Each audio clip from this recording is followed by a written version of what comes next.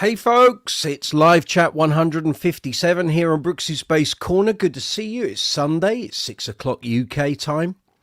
Coming to you live from London here in the UK. Hope you're all safe and well.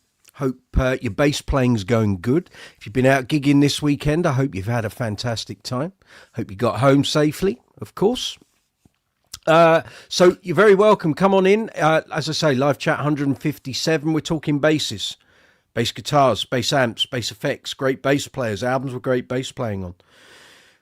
Setting up your basses, building your pedal boards, doing gigs, talking about gear, all of that sort of thing. So if you want to come and talk bass, you're in the right place. You're amongst friends. By all means, add comments and questions into the live chat window. I'll go through all the rigmarole in a minute.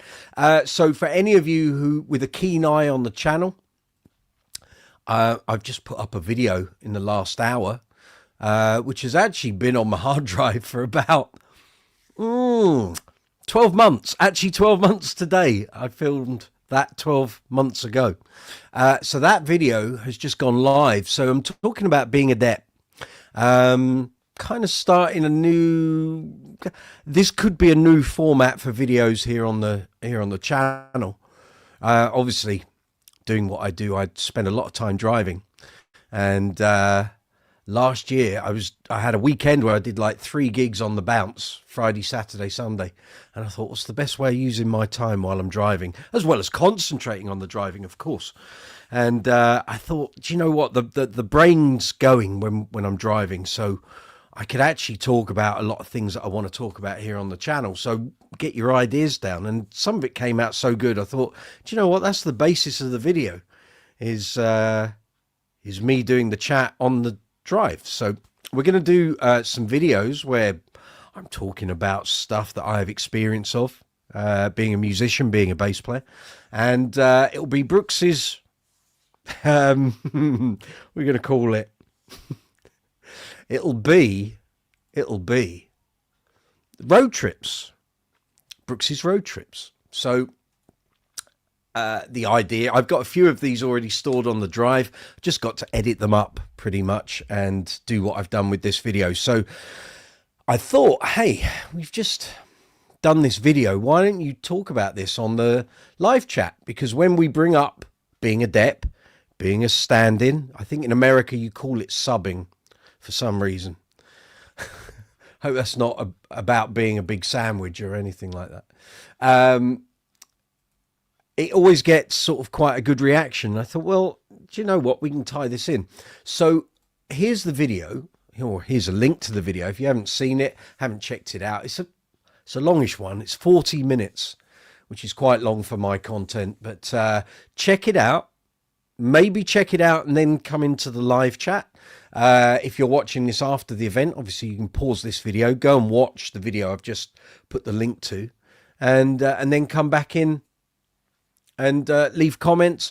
Or if you're going to do it while we're doing this live chat live, watch the video and I'll see you in about 40 minutes. But if you want to talk about it, I've done this for, well, actually my first dep gig was in 1996. So 30 years of depping. Done many of them. I was trying to work it out the other day. I must have done in excess of 500, I think, dep gigs for bands that I'm not the regular bass player for. It goes in sort of fits and starts in my career because I was in a couple of bands that were very busy, and invariably with dep stuff people want you on the busy days, so Fridays, Saturdays, occasionally Sundays. And if I had just wanted to make a living being a dep, I'd have been pretty busy just doing that. But I always kind of like the security of being in a band full time. And I know some musos who were never in bands. They always just depped. They jumped from band to band. As the gigs came in, that's what they did. Now, I've much preferred the regular work that a regular band and being part of the band would offer me. It did mean I missed out on some opportunities to work with some good bands, some good musicians, but that's just the way it goes. You can't do everything. So we've got Adrienne there, Carpenter. Hey, good to see you. And young Miss Stacey Ann, good to see you too. Thank you very much for your super thanks contribution for that video. And there's young Barry as well. Good to see you. So tonight's live chat, I'm quite happy to talk about this. So if you've watched the video already, I know you haven't had much of a run up because it's only been live and available for public viewing for just over an hour. But if you want to talk about it, maybe you're a beginner, maybe you're just starting your musical career, and you want to ask questions about being a dep, being a sub, being a stand-in, pick my brains. If I can offer any words of wisdom or advice, that's what I want to do. That's what we do here on the live chats anyway. And I will try my best to answer your questions. I'm hoping a lot of what I would advise is already in this video, 40 minutes long. I had to cut about 25 minutes out. There was so much stuff in there, but I think I whittled it down to the bare essentials. But anyway, watch the video. Give me feedback. Let me know what you think. Barry, you think you can play in more than one band at once? I have done. It's the thing with those situations is the band you join and are in, are they busy? And some people join bands and they'll do 1 gig a month. I was in a band where I was doing 20 gigs a month, which meant obviously that I couldn't dep very often.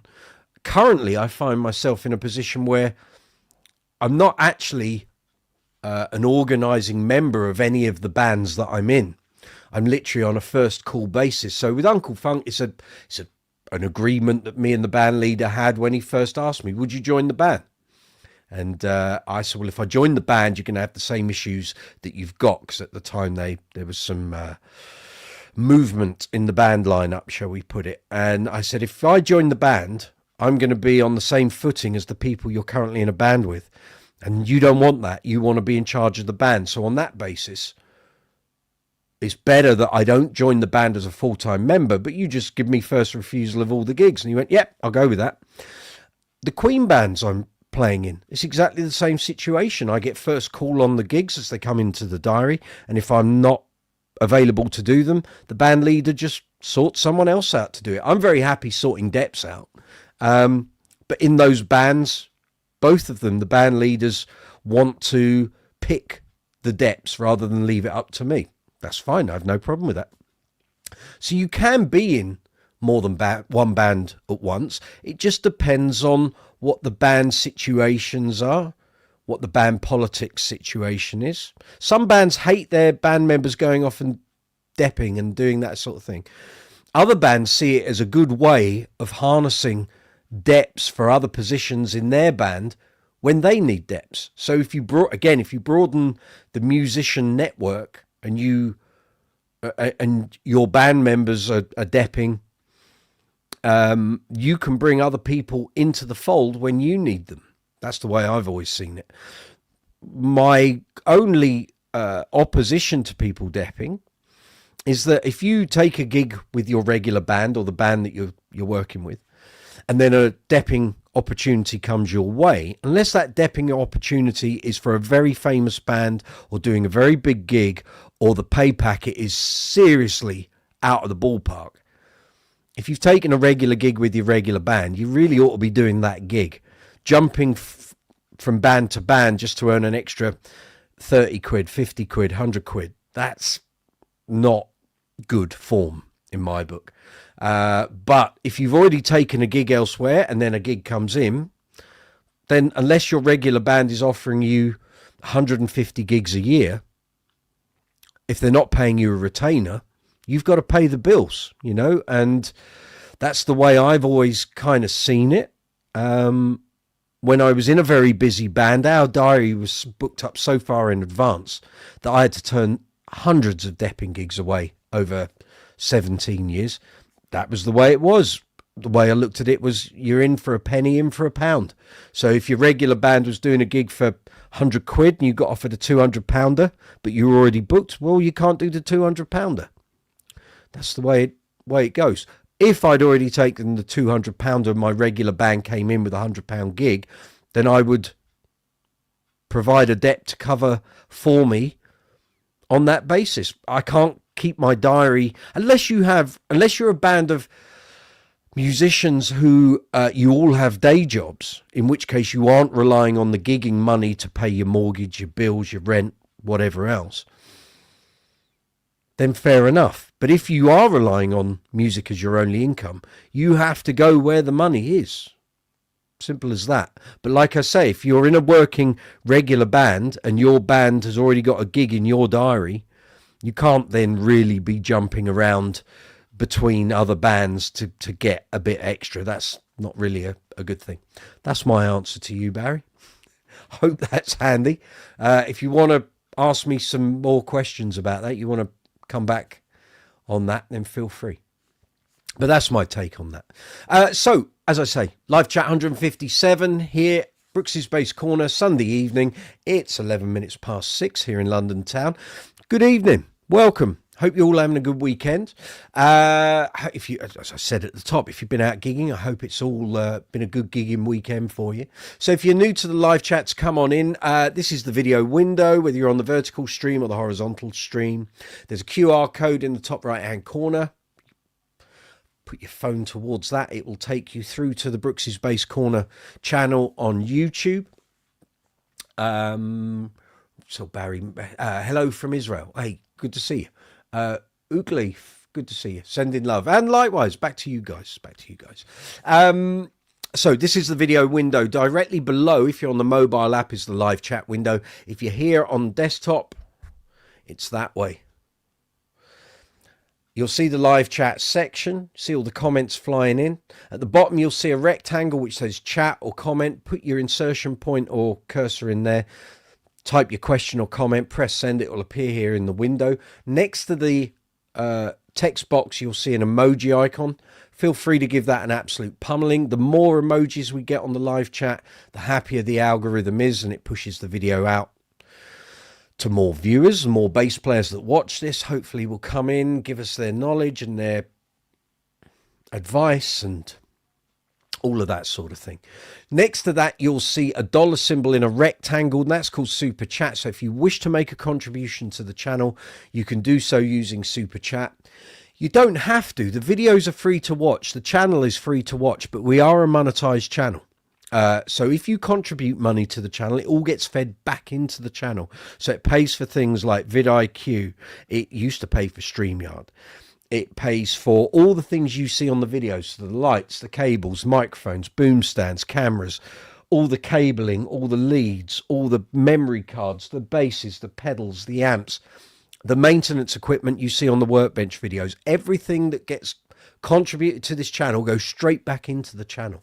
That's how it works. The idea is this channel will be around for another 20, 25 years, or as long as YouTube is. So there we go. So that's how the Super Chat facility works. But it's free to watch the videos, free to get involved on the live chat. But if you want to make a financial contribution to me, the channel, you enjoying the video, then feel free. Underneath the video window, you'll see a row of icons. There's a thumbs up and a thumbs down. Please give the video a thumbs up. It's the most important thing you can do for the video and the channel. I don't ask for subscribers. I think it's a vanity metric. Thumbs ups, though, I will ask for. So please give this live chat a thumbs up. And anything you watch here on the channel, there's over 1,000 videos. Please, Renee, good to see you. Is that the same as Ootleaf? Are you the same people? Maybe. You love my stuff. I haven't seen you in a very long time, young man. I haven't been over to a lat in a very, very long time. In fact, in 2 months' time, it will be 10 years since I last did a stretch at the Three Monkeys. So where did 10 years go? I couldn't tell you. But I do like your videos that you post up on, well, on YouTube, on Facebook, on Instagram. Keep doing that. More of it, please. So yes, please give the video a thumbs up. If you're going to give it a thumbs down, leave a comment in the comment section. Tell me what you don't like. I can't improve the videos if I don't know what people don't like about them. Then you'll find a share arrow, so you can share this video out to social media, email, websites. You'll find a watch later icon, which allows you to save videos that you might come across on YouTube, and you add them to that watch later facility, and then you can go back in your own time and watch them. After that, you're going to find a love heart with a dollar symbol in. That's called Super Thanks. Exactly the same as Super Chat, but Super Thanks exists on every video here on the channel. So if you watch one of the videos, maybe an interview or a workbench video or a demo or a review or one of the feature videos, maybe you're watching the depping video that I've posted up an hour and 15 minutes ago.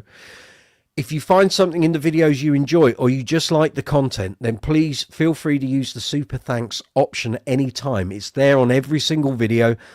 If you like what we do here on Brooks's Bass Corner, then feel free to use the Super Thanks. You don't have to wait till the live chat each week and donate via Super Chat, although I'm very grateful that you do. But the Super Thanks option is there on every single video. Underneath the row of icons, don't forget to give the video a thumbs up. Thank you very much. Book 3100 just came in from the Lakeland setup from a few years ago. Thank you very much. Thank you. Did you enjoy the video? Did you get something useful out of it? Hope so. Hope you got something good out of that. So in the description box, from later this evening, I will go through and do the timestamps for this video, for this live chat. I get people ask, what are timestamps? What's that all about? So it's good practice if you're a YouTube content creator to do timestamps in your videos. The reason for doing them on these live chats is A, we sometimes talk for 2 to 3 hours. If you're watching this video after the event, you may not have 2 or 3 hours to spend watching it.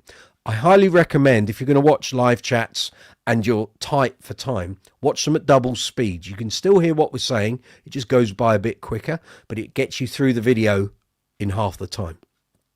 But the idea of the timestamps are that once we finish the live chat, I go back into the video and I can basically put pointers of all the things that we talk about on this live chat. So when you watch it afterwards, you'll see the timeline, the red line that runs along the bottom of the videos has little notches all the way along. Those are where the timestamps are. So if you only want to see what we're talking about, which is being a dep, being a sub, being a stand-in, you can run your cursor across that timeline and you will see where the sections are that we talk about that. The alternative is going to the description box and you can click they're falling out already, aren't they? You can click on that at any point while you're watching the video. I won't have the timestamps in there. You'll see the first one, which is 000 intro, but you won't have all the details because I haven't put them in because we're doing the live chat. But from later on, those timestamps will be there. So you can see a listing of all the things that we're going to talk about on tonight's live chat. And you can just click on the timestamp and it will take you straight through rather than watching the whole live chat. Personally, I'd rather you watched all the live chat because it helps the channel. It racks up the view time, racks up the minutes, and helps me beyond compare. You know, if you watch a whole live chat, fabulous. Thank you very much. If you watch multiple live chats, I'll buy you dinner one day, okay? That's how it kind of works. But anyway, that's how the timestamps work. In the description box, after timestamps, you will find a link there for Brooks's Bass Corner, personalised for the new The Bassist Magazine. We have a new magazine here in the UK, shipping worldwide. We launched the sampler issue. I'm expecting to hear from a few people overseas. Have you had your issues yet? I suspect not, because some people in the UK didn't get their magazine till this week, middle of this week. It's out on second class post. It's going to take a while. So if you're in the US or elsewhere on the planet, just bear with us. You will get them. If you don't get them, let me know and I will send you, or I'll put it in the live chat. There's an email for the subscriptions department of the magazine. They will sort it for you. You will get your magazine. But at the moment, they're probably in transit. But there we go. So there's a personalized link in there for Brooks's Bass Corner. So if you use that link and take a subscription out with the magazine, the people at the magazine and the publishers and the subscriptions house will see how many subscriptions the channel is generating for the magazine. Now, what that will do is in 12 months' time, when your subscriptions come up for renewal, the publisher has already said to me, we will offer a discounted rate to Brooks's Bass Corner subscribers and followers who took out their initial subscription via the link. So if you use that link, you will get paid back in a year's time. You will get an offer for a reduced subscription. Then you'll find merchandise links. So Brooks's Bass Corner merch. I think I've got a Lee Sklar shirt on. Have I? I have. I wore it the other day. but it's been in the wash since, so fabulous Lee Sklar shirt. We love Lee Sklar here on the channel. So Brooks's Bass Corner merch, every item in both stores around the world, 20% off until midnight tonight. So wherever you are on the planet, if it's Sunday where you are, I know George Iliadis is probably already into Monday. You've missed the deal, George. But if you're elsewhere on the planet, you're still in Sunday up until 23:59 tonight. 20% off all Brooks's Bass Corner merch. So there's caps, t-shirts, hoodies, sweatshirts. There's mouse mats like this wonderful thing. So you want a Brooks's Bass Corner mouse mat, they're 20% off. There's 170 items across 15 different designs. By all means, use the merch links in the description box and fill your boots, 20% off. Then after that, we have affiliate links for the Bass Centre here in the UK. We've got Top Cashback and vidIQ. So if you use any of those platforms, if you set up an account or take out a subscription, use those links. We get a very small affiliate kickback. Then if you've got any bass related purchases, maybe a new bass, an amp, pedal, strings, leads, straps, gig bags, cases, anything to do with basses, we have affiliate links with Amazon and Thomann. The way that works, go to our storefronts, find an item you're after, put it in your basket, pay for it. Once it's shipped to you, we get a small affiliate commission back here on the channel. And all those small commissions end up becoming a bigger commission and we get paid. That's how that works. After that, you'll find the social media links and you'll find some Facebook, Instagram, Be Real, Reddit, Quora, Discord and TikTok. There we go. Right. Book 3100. Oh, yes, good tips and useful. Talking about the Lakeland workbench video I did. Stacey Ann, how about that? Evergreen content, Brooksy. There you go. That's the plan. That's the plan. Book. Okay, I might have to get that magazine. Oh, I'm in Kansas. That doesn't matter. We ship to the US. Stacey's already got a subscription. Young Zoomer's got a subscription. Various people who come here onto Brooks's Bass Corner have taken out subscriptions for our new mag. Coming back to playing after having been away too long. Well, you're very welcome. You're amongst friends. You got any questions? Looking for some pointers or some advice? Come on in. You're amongst bass players. It's all good. DJ Spire, how am I? I'm good. I'm good. I've been very busy. Last 2 days doing a video that if you go to the top of the live chat, you'll see the link. Only put it up an hour and 24 minutes ago. In fact, I don't even know how the video's doing. So I know Stacey liked it because she donated money via Super Thanks. We've had, where is it? There it is. It's had 11 views. It's not exactly blown like a cannonball, but there we go. These things sometimes can be slow builders, so it's fine. Live chat has had 36 views, so thank you very much if you're watching. Good to have you along.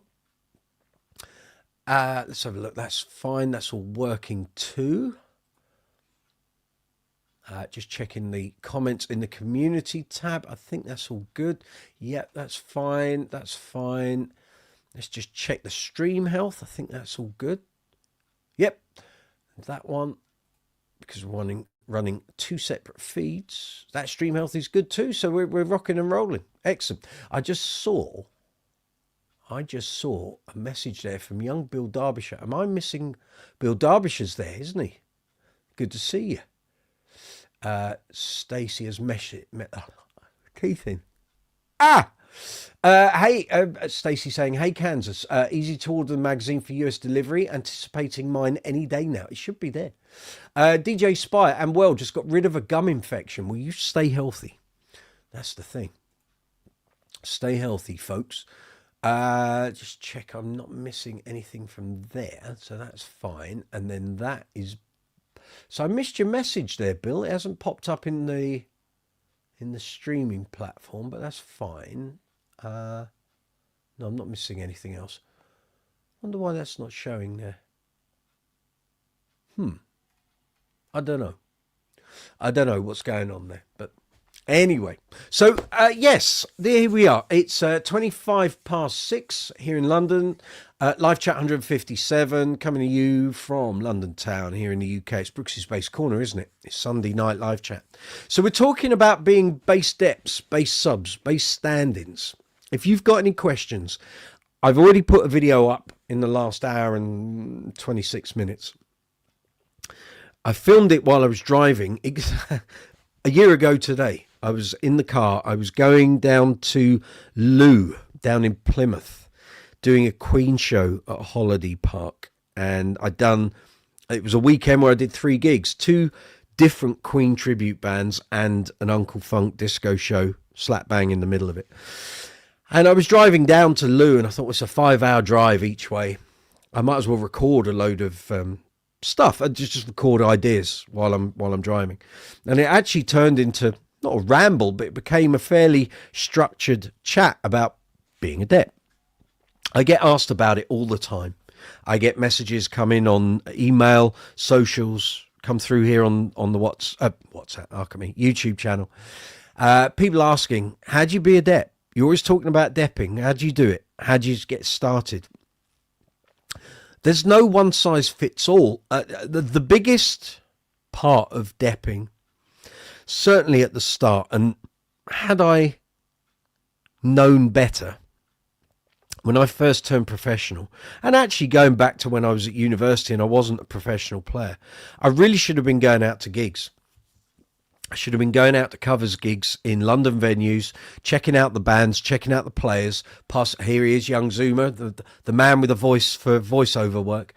And I really should have been networking, like from the moment I came up to London. And I didn't. No one told me you did that. I just assumed that over time you'd end up bumping into people. But as bass players, we don't.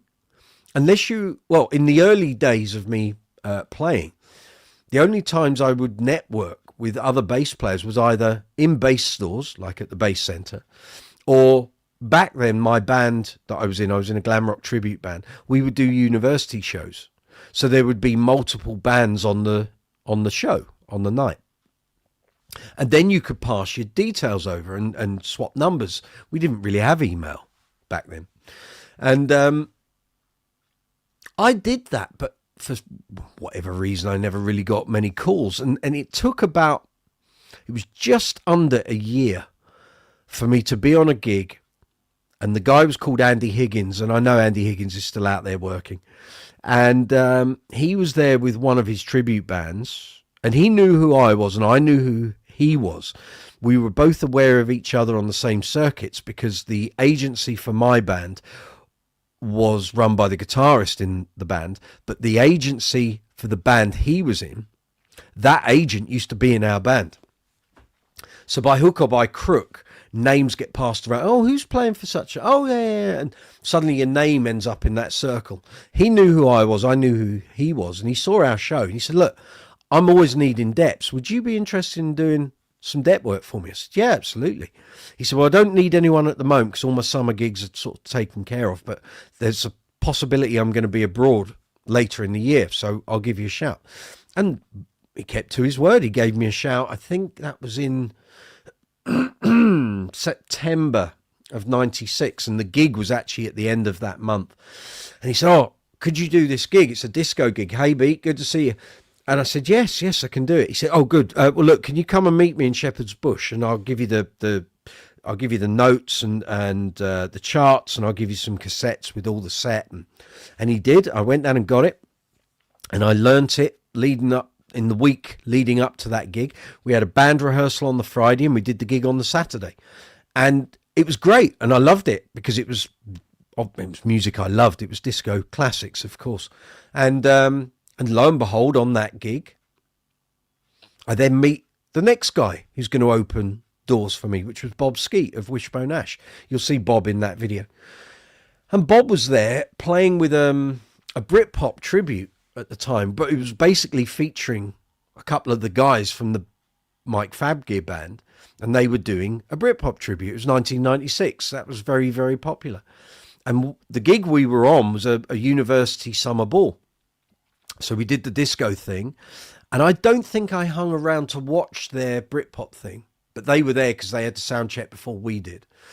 And Bob came up to me having watched our disco set, and he went, you're quite good. Are you available as a Dep? Is this your main band? I went, no, this is my very first ever, Skeety indeed, Beano, to those who know. And I said, no, this is actually the very first time I've Depped for anyone. He said, well, pretty good. You nailed the stuff. Would you be interested in doing some depping for me? And I thought, wow, is this how it works?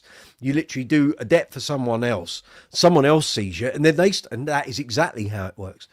And I said, yeah, I'd love to. And we were talking, and he then said, oh, well, I play in this band called Mike Fabgear. And I knew who Fabgear was because we would see him, although we hadn't done any gigs on the same lineup, when we were doing the university shows with the glam rock band, you'd always see who the next bands were playing at the various universities. Fabgear was always on those lists. And I was like, who is this Fabgear thing? So anyway, here's Bob, the bass player. And I said, well, where are you based? He said, Ealing. I said, no. I said, I live in Ealing. He said, well, I live in Ealing. I've lived there all my life. I was like, right, okay. I said, well, look, here's my number. Here's my address. If you want to pop round, we'll have a chat. And lo and behold, within a fortnight, I think, Bob was on the phone. I've got a couple of gigs. Can you do these? And I was like, crikey, okay.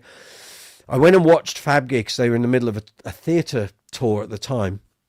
And they did a gig at Wimbledon Theatre. And I went and watched them. And I thought, this is great. Oh, I really want to have a go at this. And that was it. And so suddenly I was depping for two different people. And gigs would come in from both of the bands, multiple bands that they were both playing in. So from the first guy, I was doing Disco Inferno. I was doing the 80s Relax band. I was doing Grease Lightning. And all the people in those bands were doing other bands. So suddenly you're on their list of bass players. And then through Bob, I was doing Fab Gear. I was doing the Britpop band. I did a duo and a trio with the guitarist from those bands. And I ended up being the dep for the keyboard players ABBA project, which is the ABBA band that I now play with, Platinum ABBA. So I ended up depping, or mainly being Bob's dep for anything he couldn't do. And this just coincided with him.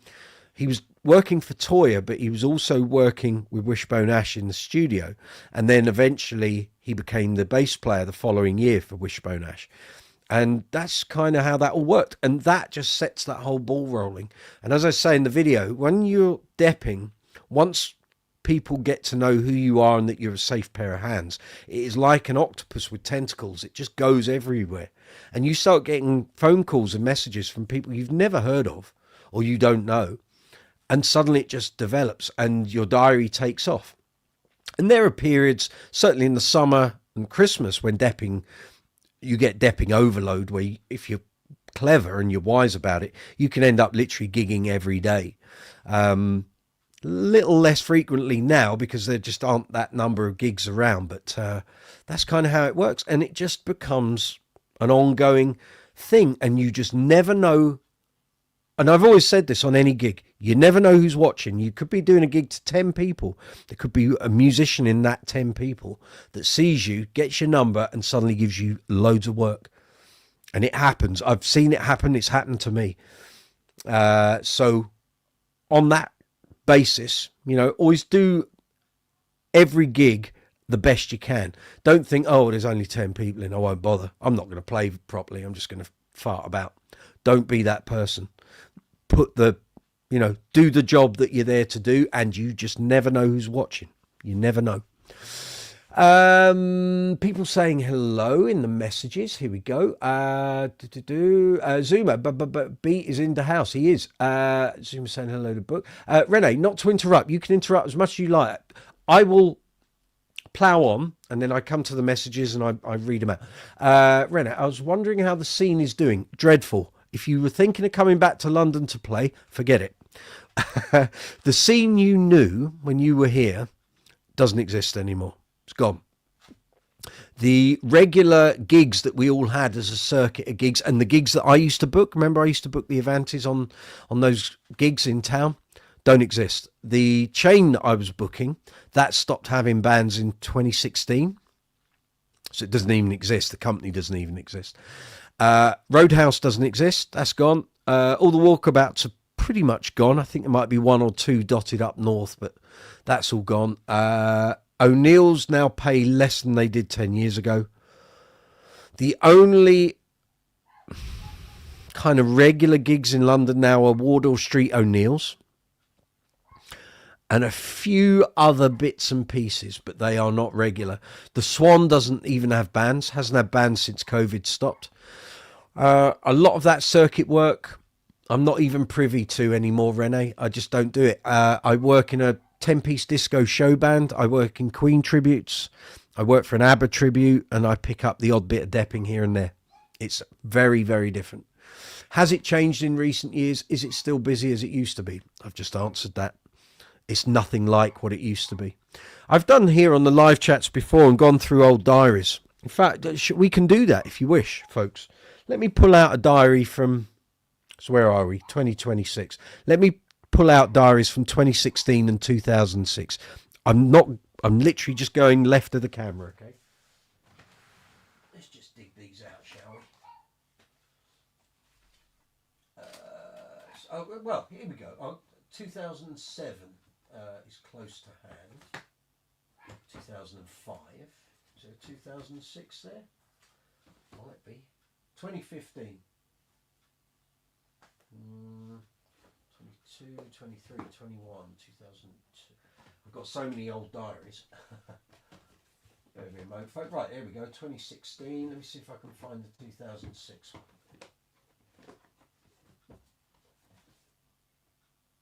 8. No. There we go. Done it. So we've got 2006 and 2016. Right. So if I go back to this week and this month, March, right? Sean, thank you very much for that super chat or super thanks, whichever one it was. Thank you. We need to click on that, don't we? There we go. Thank you very much. Thank you, Sean. So 2006. So at the moment, I'm in the quietest period I've ever had as a professional musician. Up until last Saturday, I hadn't done a gig since December the 20th. I've got one or two coming up, and then I get into the run of it when we get to sort of towards the end of April. Please forgive the dog. He's barking because my other half's just pulled up on the drive. Oh, and a super sticker, Sean. I tell you.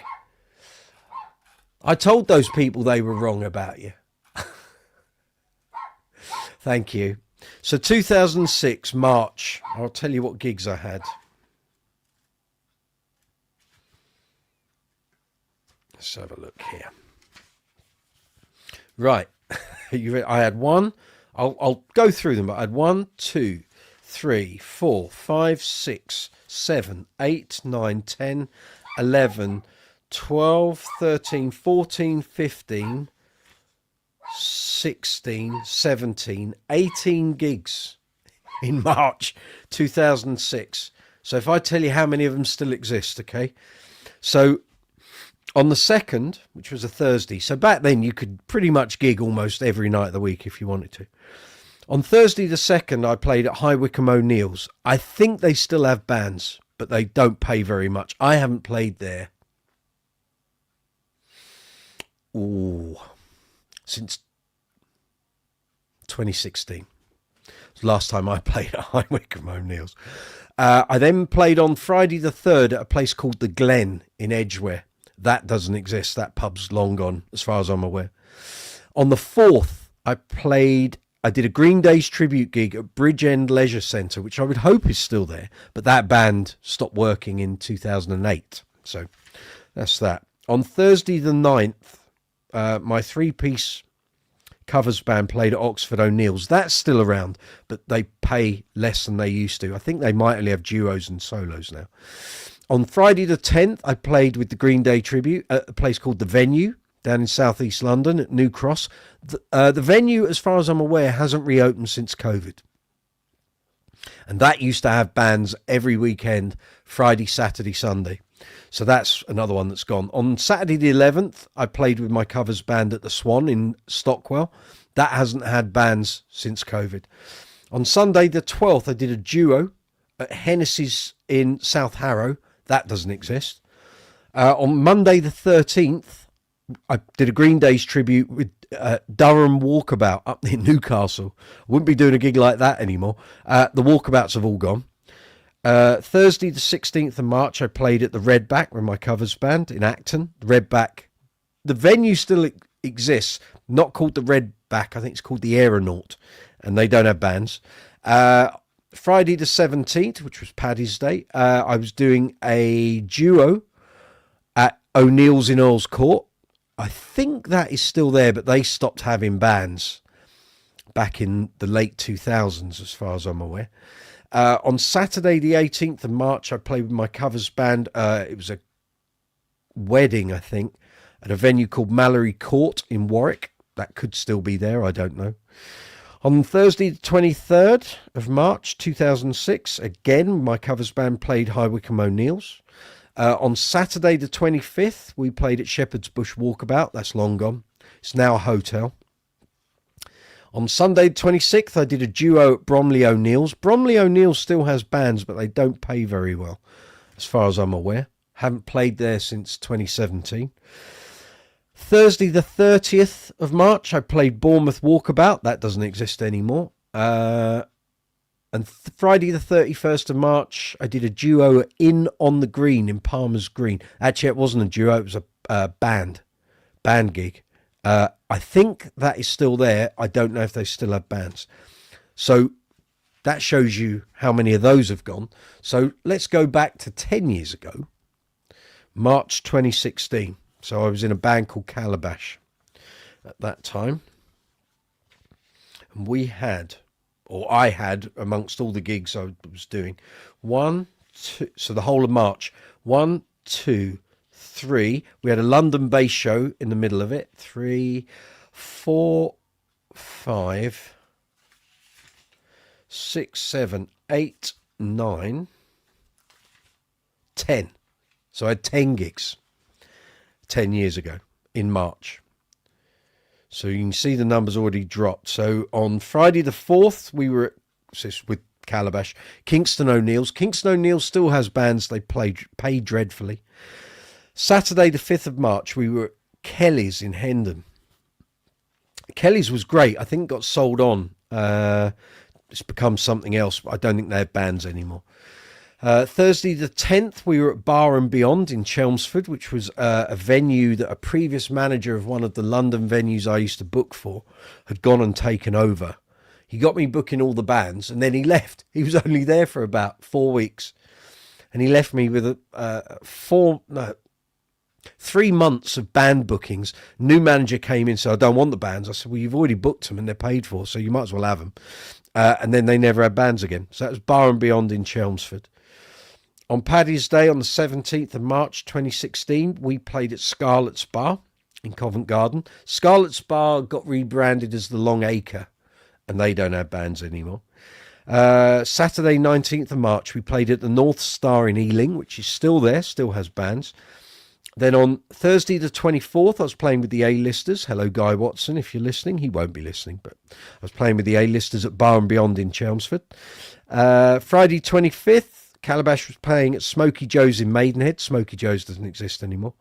Saturday, 26th, we were playing at Butlins Minehead. Butlins Minehead definitely still exists. And then we did a wedding in Derby on Sunday, 27th. And wrapping it up, on Thursday, the 31st of March, I was with my band at Bar and Beyond in Chelmsford. So over the space of 20 and 10 years, my marches have just got gradually worse. But it is what it is. The venues just aren't there. So, Rene, that will give you an idea exactly what it's like. It's very, very different to how it used to be. Stacey, you met Beano when Wishbone Ash came to the Blue Note music venue in Durham, North Carolina. Have they been back since then? That was quite a while ago. DJ Spy, your first bass guitar was a Fender from 77. I hope you kept it. That'd be worth a very pretty penny now. There's young Bill Derbyshire. Good to see you, sir. Stacey saying hello. Book, my first bass was a Telestar hollow body violin bass. Worst action in history, I bet. But I never gave up. Good for you. Don't give up. There's no reason to. There's always better basses to buy and play. So there we go. So that's a look back on what my gig diaries were like 10 years ago, 20 years ago. It's very different at the moment. So, as I said, in 2006, I had 15 gigs. Or was it more? Was it 17? 15 or 17 gigs in March. In 2016, I was down to 10. Here we are in 2026. The way it's looking at the moment, by the end of March, I'll have done 2 gigs. That's how it's changed. Very, very different times, ladies and gentlemen, I can assure you. What's Stacey saying there? No, they've been over here since, but not close enough. Right, okay. Book, that was back when you were 13. You're 59 now. Well, you know, if we can offer any help, any advice, feel free to ask and we will try our best to help you. Guide you along the roads and byways of playing bass.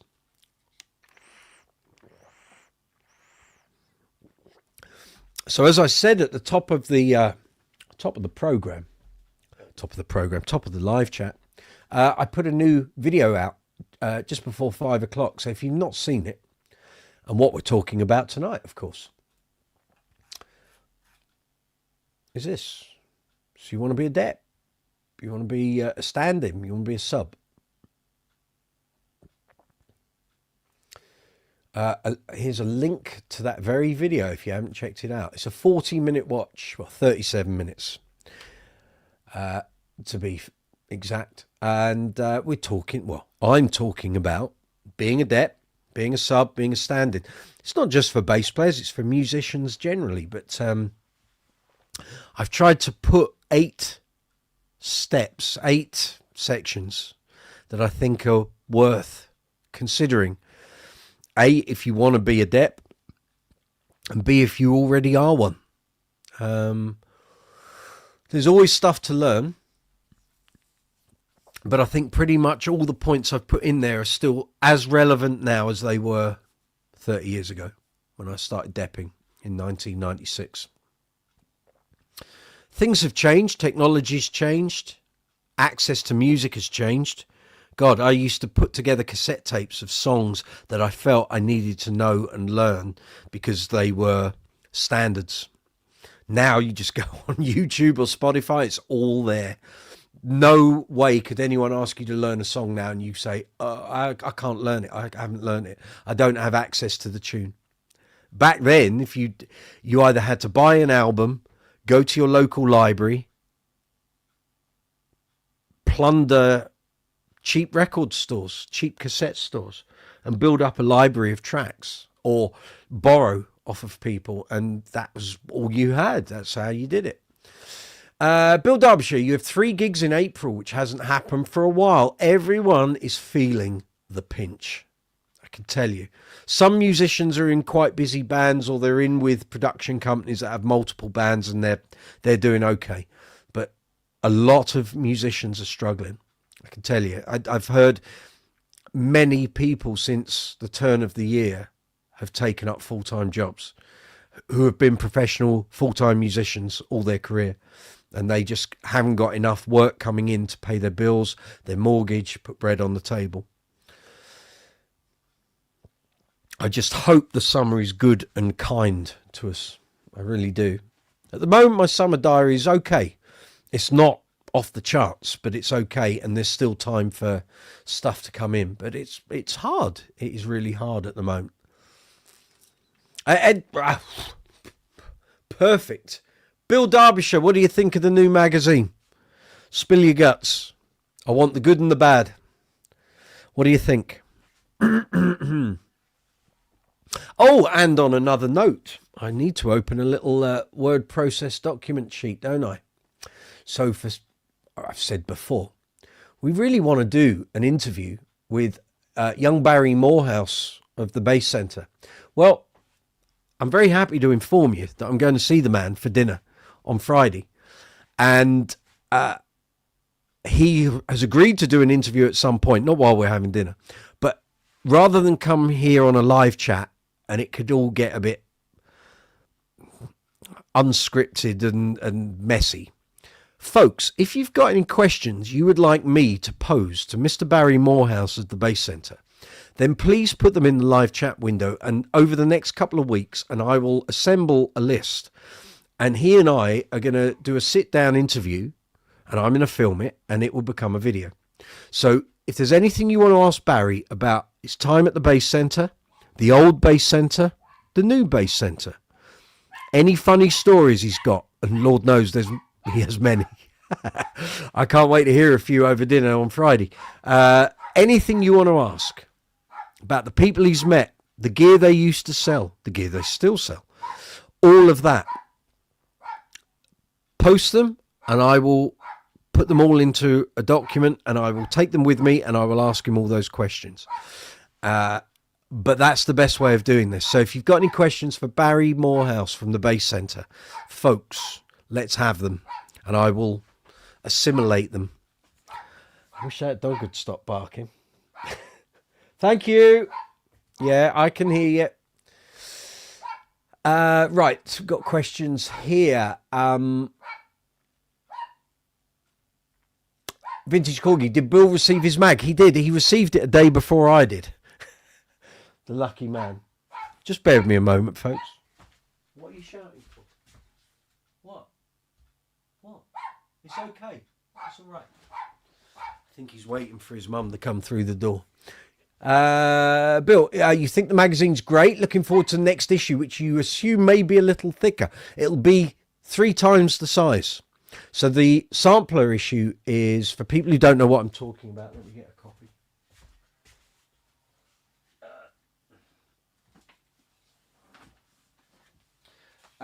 So this one is 34 pages, minus the covers.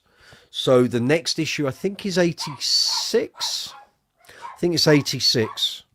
So you get a very nice interview with me on the back page. Don't ask me why. And then you've got all the reviews, you've got all the theory, you've got the... obviously, if you have the paper edition, you should have access to the digital edition as well, which will give you access to the videos that I did, the video reviews. And then we've got all the interviews, all the features, all of that. The editor... Sorry, I can't really show you too much because until first week in April, when I'm allowed to show stuff out of this. The editor is on holiday for a week. When he comes back next Monday, we've got magazine meetings to decide what's going to be in there, what the content's going to be, what we're doing, how we're going to do it. So it should all be good. Looking forward to it. Yeah, you like the sound of that. Good. Book. Oh, it's got a theory section. Yep. So if you don't know, clearly you don't know my background. So I've done 4,500 gigs. I've been a professional player for 31 years. I've been playing bass for 39 years. For 18 years, from 2004 till 2022, I wrote for Bass Guitar Magazine and Bass Player. So you must have heard of Bass Player. I did reviews. I did interviews. I did features, columns, the whole lot. Stacey Ann, $50 super chat. Hell's bells. You've been on the sherry, haven't you? Thank you very much. Bless your heart. Actually, I need to go back through and say thank you to everyone for their contributions. Just bear with me a moment. I can't believe you've done that. We need that one, I think. Thank you, Sean. I can't do anything to that one, but I can to that. So outstanding, Stacey. $50. Thank you. Thank you. Michael Anthony will come along and put 100, won't he?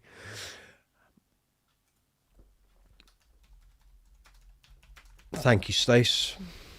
So appreciated. Thank you. Amazing. Amazing. Off the charts, even. Thank you very much. I need to put that banner back up. Thank you. Very good.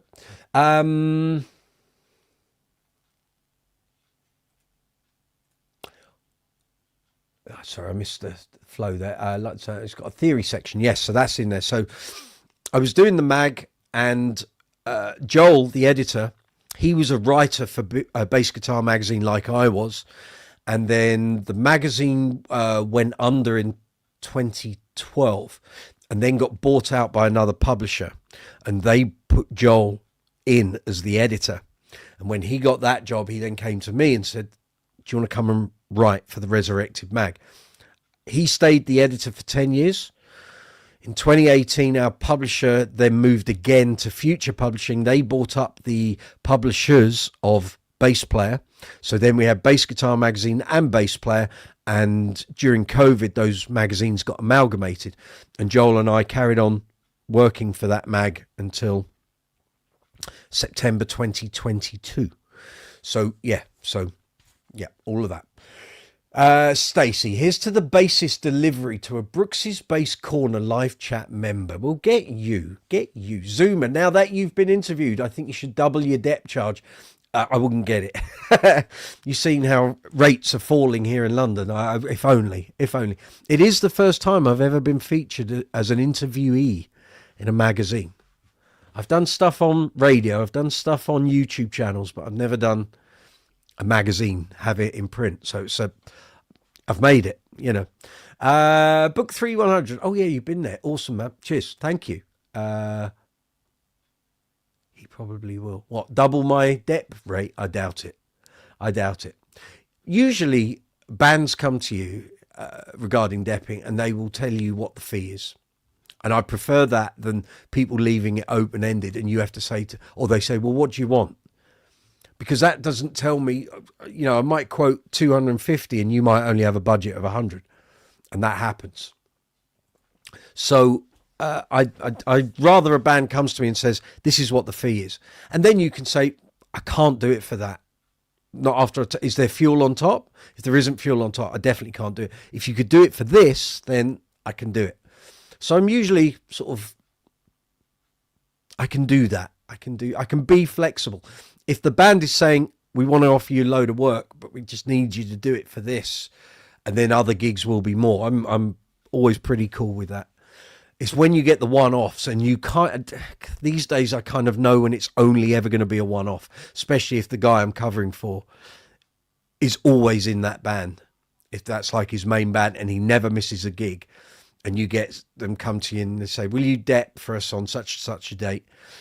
The fee's really low, but it's like, and I know I'm going to get no residual work out of it. Those are the ones I tend to, I give a wide berth to these days because I know it's going to be a lot of learning for essentially one gig. And I might never play that stuff ever again. That has happened on many occasions. Zuma, Stacey is the baddest. There you go. I wish she would cut my hair at least once. She'd give you a wave.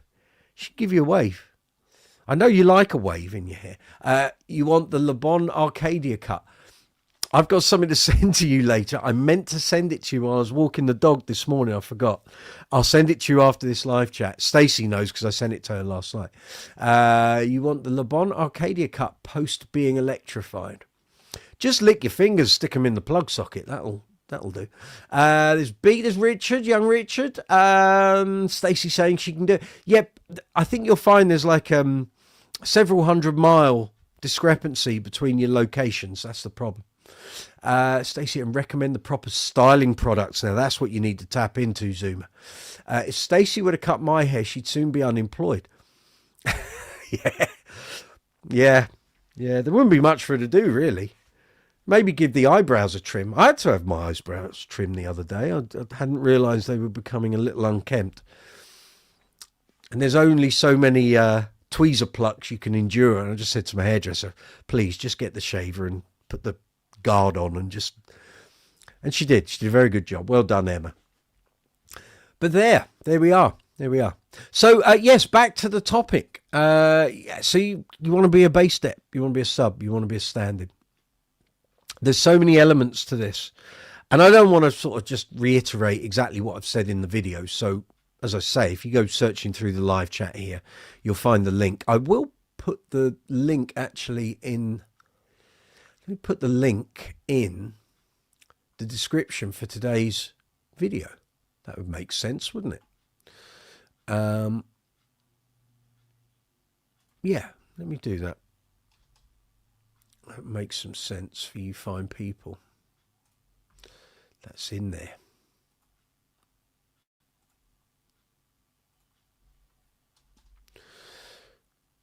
So if I refer to it, you can just go into the description of this video and you will see it. So I released this video 2 hours ago. And I think pretty much everything I've covered in there is as relevant now as it was 30 years ago. I don't think anything's changed. A few tweaks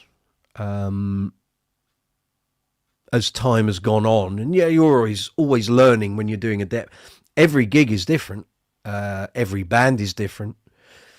And you kind of have to be flexible. You can't expect a band to operate how you do on your regular gigs. And sometimes the band dynamic can be very strange. Sometimes it's very easy. Sometimes it's very odd. And you just got to remember, you got to get the job done. And if they have a regular bass player, you are literally just standing in for that guy.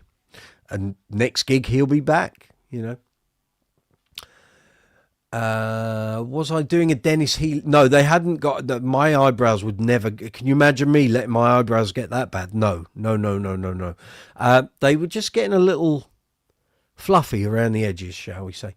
Bill Derbyshire, being a dep can lead on to permanent position as it did for me. That's how I got the Uncle Funk gig. I depped for the previous bass player. They'd had a couple of bass deps who hadn't learnt the stuff, didn't do the work, and I knew that set was not hard. There was a lot of stuff, quite a few medleys and segues, and you had to have your wits about you. And I put I would say I put 3 to 4 weeks of work into that, because I knew on that gig it was going to be a roast, a serious roast. And it was. And the following day, and I recorded the gig, and the following day I got a message from the bass player screaming and shouting down my phone, "What have you done? What have you done?" And I was like, what's he going on about? I thought I did a good gig. I've got the audio. I'd listened back to it in the car on the way home. It sounded okay to me. I don't think I did anything wrong. I rang back. I said, "What are you going on about?" He said, it was like speechless. He said, "What have you done? What have you done?" I don't know what you're talking about. He said, "You did such a good job. Such a good job." And they're like, now I've got to pull my socks up. Okay, right. Well, I just learnt the stuff. I copied your playing on the live tracks, and that was it. It was so that they didn't recognize you weren't there. I wanted it to be as close to what you play, mistakes and all. That's what they got. Oh my God. And lo and behold, a couple of years later, when the band members in that band moved on and the band leader was putting together a new version of the band, he came to me and said, "Look, I really like your playing. Do you want to be in this?" I said, "Yeah, great." And that was that. So that's exactly, as you say, Bill, that's exactly what can happen. It happened to me. And there is a point in the video where I say, there are people I still work with now, occasionally depping, who I worked with 10 years ago, 20 years ago, 30 years ago. There are people going back to 1995 when I first turned pro, who I still work with, still get calls from. So, as I say, if you do a good job, you do your work, you're diligent, you're reactive to what you've got to do, you put in the hard yards, you find out, before you turn up to the gig, what gear do I need? What clothes do I need? Pedal board. Does everything work? Have I got the right bases for this? Actually, one thing I didn't mention in the video. This will be a subject for another video. Remember, Mike, when you go through timestamps, make a note of this. This is a future video for the channel. When you're learning stuff and you're depping for other people, make sure you learn the stuff with the bass you're going to use and have it at the height on the strap that you're going to have it at on the gig. And if you're practicing without headphones and you're practicing live at home with a cab and an amp and what have you, make sure it's all the same as what you're going to use on the night. You want that ability to go into autopilot. Excuse me. You need to have that ability to go into autopilot. And what I mean by that is, if you're learning stuff from scratch, especially, or you don't know any of the material, or you don't know the arrangements, you want to be able to replicate exactly what you have done at home learning it. So when you're on the stage, all the lights are going and the band are flying around the stage and what have you. It isn't going to throw you, and you're locked into, right, everything feels the same. Your hand and arm angles are the same as they were when you were learning the stuff at home. The bass is at the same height and angle. The sound is the same. There will be a change in the sound because practicing at home is not going to sound like it does when you're on a stage. However, if you can replicate as much of the familiarity that you had learning the stuff at home, that helps with doing a good gig. I didn't mention that in that video. I don't know why, but I would always say that. And I got into that habit very early, that learning on a bass that isn't the bass you're going to use on the gig, that ain't good, especially if it's got quite idiosyncratic tones. Try and, the bass you're going to use on the gig, use that to learn the tracks. And over like a week of learning, you're doing this stuff every day, it suddenly becomes second nature. And then when you're on the gig, you just fall straight into it because everything is familiar. Another golden tip. Richard, I've done the same a few times, always got the job. If you put the preparation work in first, you'll do well. Setup reliability is everything. Don't I know it? Bill, and be prepared to change key. Absolutely. Which is where the Digitech drop pedal comes in. If I had that pedal like back in the mid-90s or early 2000s, would have saved me so much grief. Yes, you can be prepared to transpose, but that pedal and the pitchfork from EHX, I know the Kempers and the modelling units all have transposing features. It just makes things so much easier. It really does. The vintage Korg. Why am I saying that? Stacy. This is exactly how my Spanish teacher used to teach us. He would play a soundtrack during our study times, and on the day of the test, he would play the same soundtrack. Clever chap. The recall was amazing. Very clever. Very clever. Yeah. I agree with that. This live chat, we have had 103 views. Thank you very much, folks. Oh, I haven't even said it, have I? Happy Mother's Day to all you mums out there, whether they're kids or fur babies. Hope you've had a lovely Mother's Day. I meant to say that at the start of the live chat, sorry. If you're a female bass player, happy Mother's Day.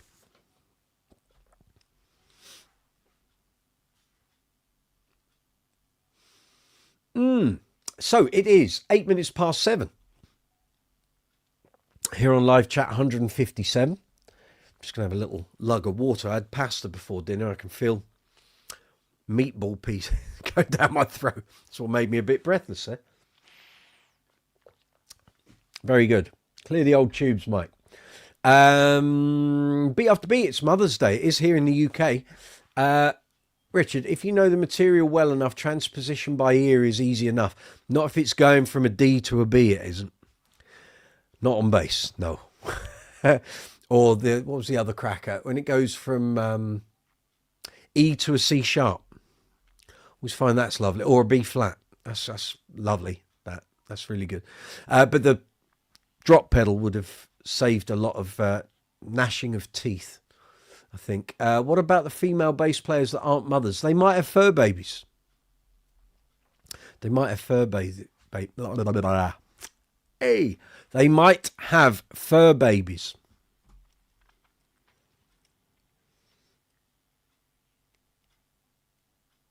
So have you got any questions about basses, bass guitars, bass amps, bass effects, great bass players, or you want to talk about being a bass dep? Fire away. Put your comments on the live chat window and press send, and then we can respond to them.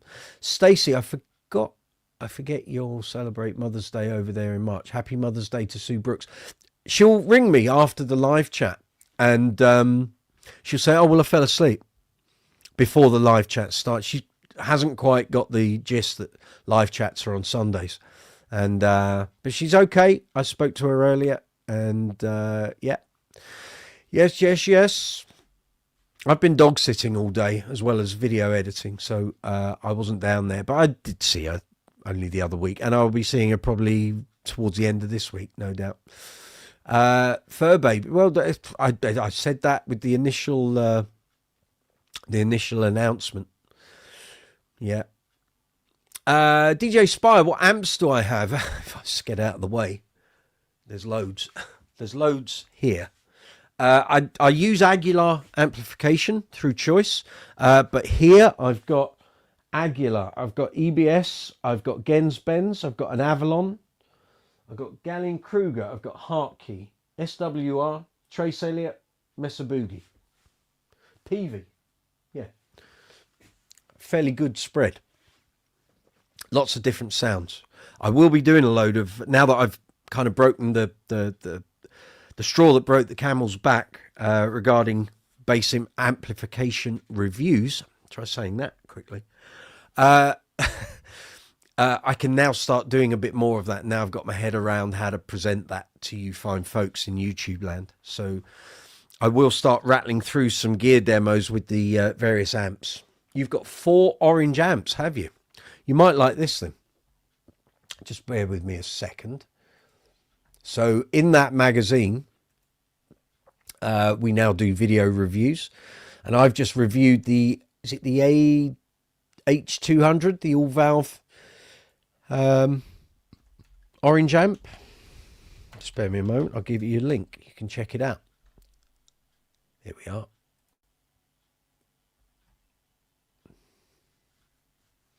That's the fella. Check this out. You got one of these? I would imagine you have.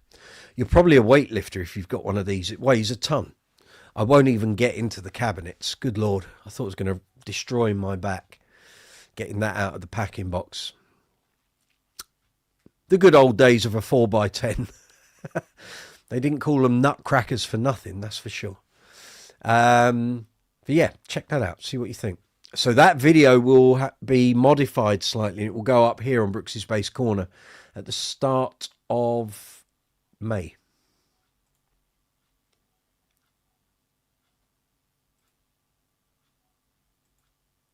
Don't forget to give the video, this live chat, a thumbs up, folks, if you'd be so kind. Doesn't cost you anything. It's free to do. It's literally a tap of your mouse or a tap of your phone screen or your tablet screen. Thumbs ups make a big difference to the video, big difference to the channel. So please do that if you'd be so kind. Leave comments. Feel free to share the video out to social media if you wish. We have the super chat facility at the bottom of the live chat window if you want to make a financial contribution to the channel. We've also got super thanks. It exists on every single video here on the channel. We're a monetized channel, but the videos are free to watch. But if you like what we do here on Brooks's Bass Corner and you want to contribute, you can do so via super chat and super thanks. We've also got Brooks's Bass Corner merch, which is 20% off up until midnight tonight. So about 170 items, 15 different designs, 20% off until midnight. So links are in the description box below this video window. And also we have affiliate links there for the Bass Center, Top Cashback, vidIQ, Amazon and Thomann.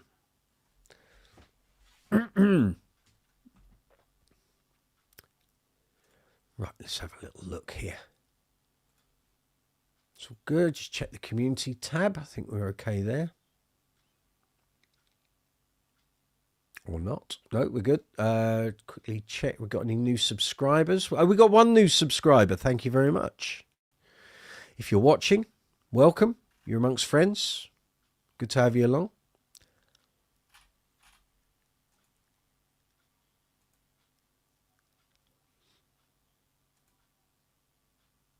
Stream is healthy. That's good. That's what we want.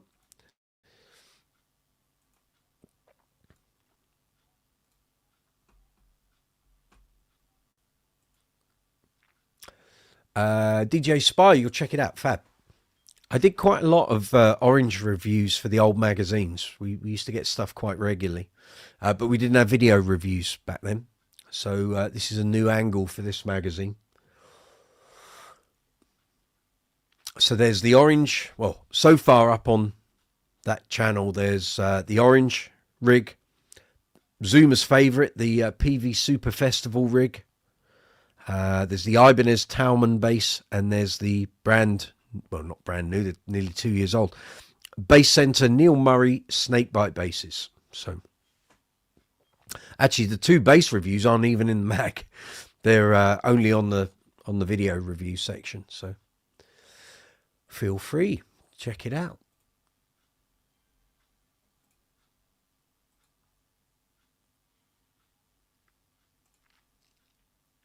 So it's 7:15 here in London town.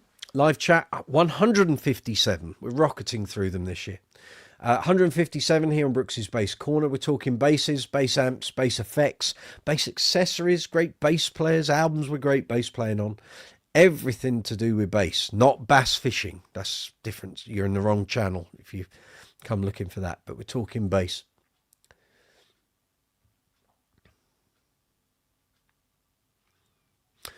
So yeah, if you've got any more questions or comments about tonight's topic, then feel free, fire away. If you've watched the video I've put up and you suddenly think, no, I don't agree with that, then put a message in the live chat window. Let me know what you don't agree with, and I'll try and explain it to you.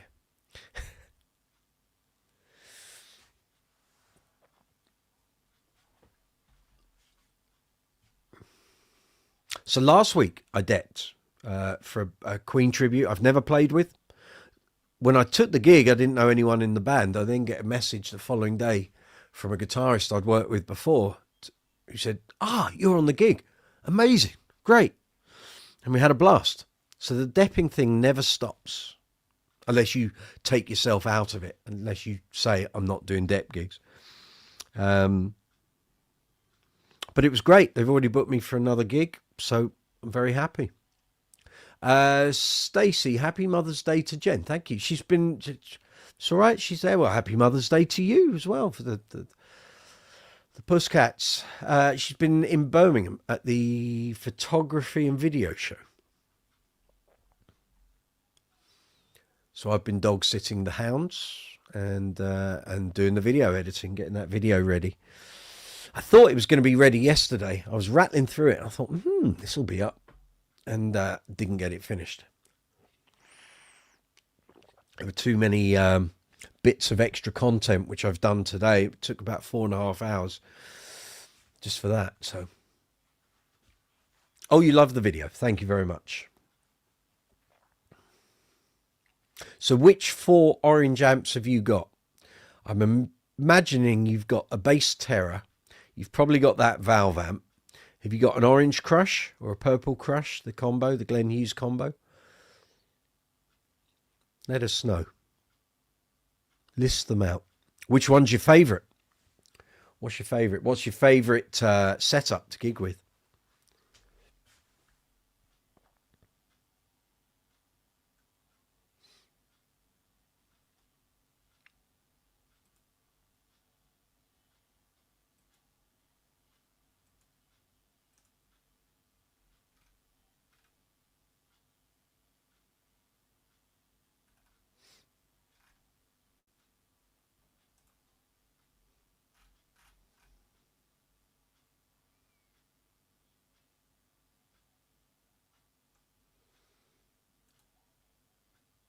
Have I got my own studio? No, I don't. I've never needed to have a studio set up. Occasionally I do bits of recording. I plug into a Aguilar tone hammer. It goes into audio interface. I use Audacity, record the tracks and I send them off. But other than that, no, never had a studio. I have my room here with my gear and what I film in, but it's not a recording setup at all. But I've never needed to have one. I always said, if suddenly a load of work landed on my plate or I was working with an artist or a band and I needed to have it, then fine, I'd get one.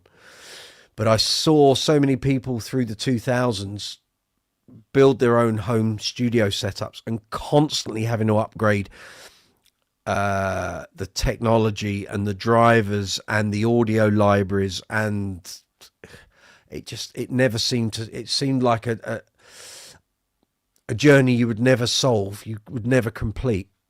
and it just seemed to sap money, which I didn't have coming in from recording. And I just thought, no, it's not for me. Richard, I tend to have different bases for different jobs. Correct. Me too. I don't, as I say in that video, I doff my cap to anyone who can make a living as a bass player with just one bass. You probably can if you got in the right band and you weren't depping a lot, or you're working in one type of genre. For example, if you were just a soul bass player, you could probably buy one bass, stick to one type of strings and make a huge career. In fact, I've probably known a few players that have done that. They made 30, 40-year careers just playing in the same genre of music. And if you can do that, fabulous. I never could. Too many different bass sounds that I like. And I always wanted to have a nice collection of basses that I could pick and choose from, like a builder or a carpenter has different tools for different things. Here's Russell Zorner. Wedding singers get paid. Certainly do. Wedding bass players get paid. That too. I don't work for free.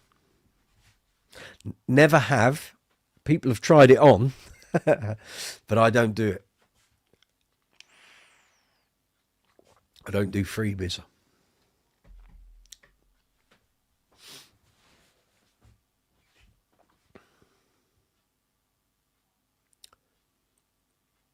How's young Russell doing? Sorry. The old teeth aren't in today, are they? Come on. Wedding singer as a catch-all for all wedding bands because of the movie.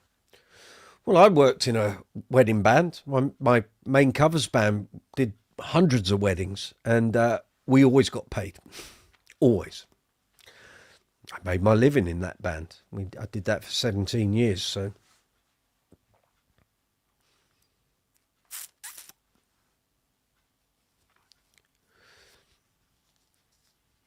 And the weddings, to be fair, make up the lion's share of your money when you're in a covers band, that's for sure. Richard's Joker said in The Dark Knight, if you're good at something, never do it for free. Ain't that right? I don't.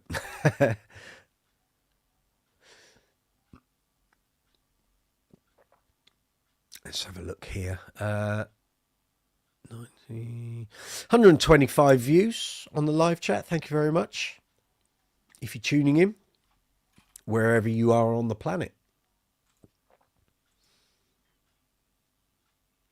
So there is possibility, and this is yet to be discussed further, but there is a possibility we might do a magazine podcast. Just waiting to see, if technologically it's something we can do and want to do. But it's at discussion stage, so I will keep you all posted if that becomes a reality.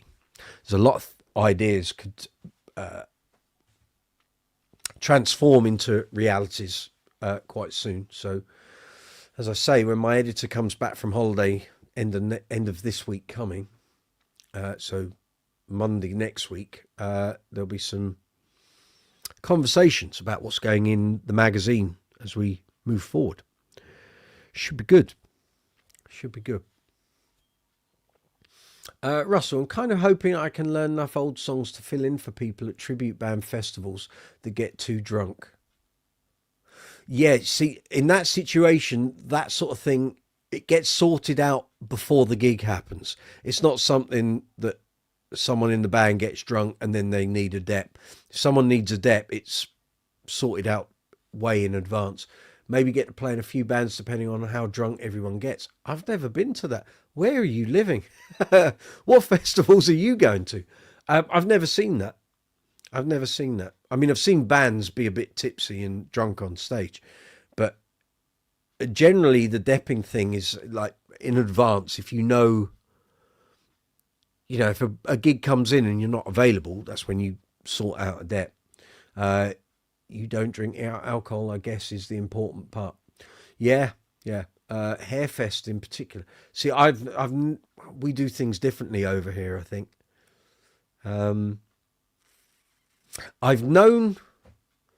I've known bands turn up to gigs and someone in the band has fallen ill en route to the gig. And that's normally when you see stuff go up on Facebook or on WhatsApp groups.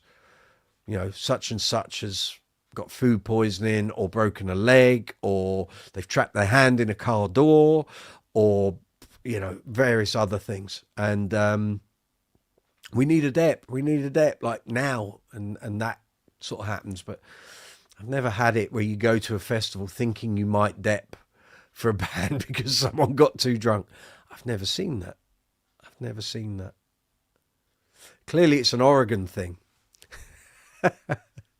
Not something I'm aware of, to be fair. But yeah. Yeah, young Richard, while I've got you here. So you frequent Bass Chat, so I'm going to ask your opinion. So,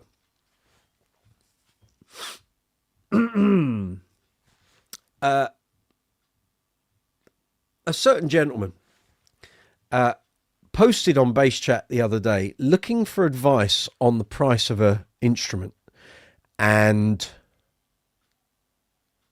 he didn't. So he was buying it secondhand; it wasn't new, and he put up a price, and he was asking for collective wisdom on whether that was a good price for that instrument or not, and he was intimating it was a little high.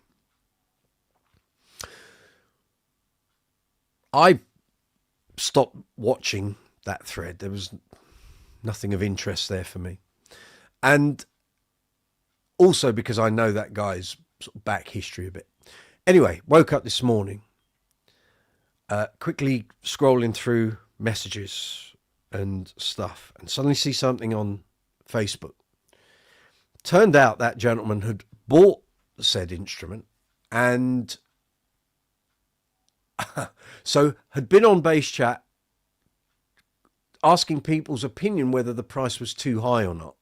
He'd then clearly gone through and bought the instrument, and I've now since found out he did trades, might be multiple trades or whatever. Decided that the bass isn't for him. And this is the fun bit.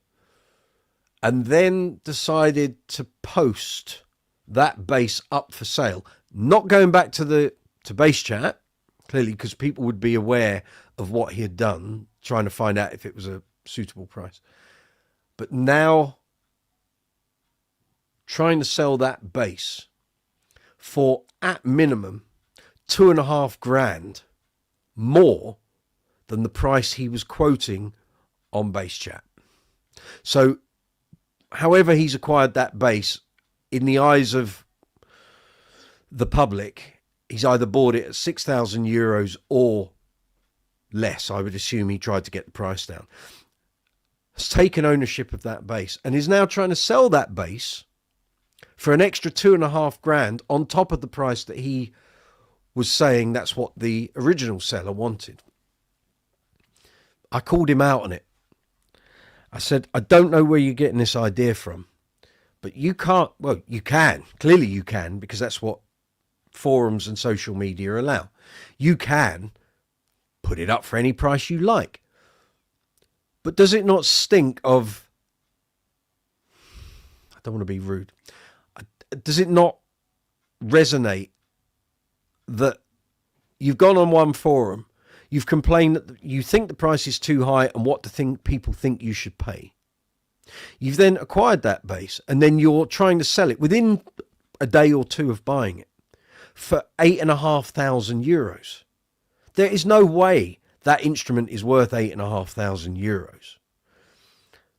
You've stuck an extra $2,500, if not more, on the price that you've paid. I don't know what you paid for it. And he already knew in the pecking order that that brand of basses is lower down than other models. Now, the other models I've seen go for between $6,500, $7,500. There's no way that bass is worth more than those models. And yet he's trying to pump that out. I thought I called him out on it. I wasn't, and I know I've met the guy. I know his background. I know his story. It just seemed very daft. You know, if you were planning to do that, then why did you go on the forum in the first place asking people what their perspective on the sale price? What anyway? Sorry. I seem like I'm getting agitated, but I'm not. I think people are on. I thought the guy was on the make, and clearly he was. He may get the price. Good luck with that. If that's your thing, go for it. You go for it. But I just thought, why would you openly discuss it on one forum and then sell it on another? And what, as though people don't, and what he's trying to sell is not a standard thing that you'd see every day. I thought it was a bit off, to be fair. And then he tried to send me a friend request on Facebook. That wasn't happening. I'm not getting into that discussion. If you're happy doing that, you go for it. But yeah, you can have a conversation with me via Messenger. You don't need to do it in the broad glare of Facebook. Russell, we have a few festivals that are multi-day campouts. Yeah, we have those. There are a lot of hangovers. It's mostly local people. There are a lot of musicians in your area in the woods for 4 days with a beer. That's a long time to make a beer last. It'd be flat. It'd be flat. I think it's not as much the region as you find groups of people. Right, fair enough. Everyone stay healthy. Got to go. GTS. Take it easy, my man. We'll see you soon. It's just gone 7:30 here in London. Live chat 157 here on Brooksy's Bass Corner. You're very welcome. Good to see you. Come on in. We're talking bass guitars, bass players, bass gear. Songs and albums with great bass playing on.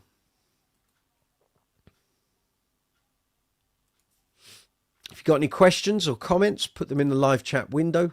Press send and I will respond to them as soon as I see them.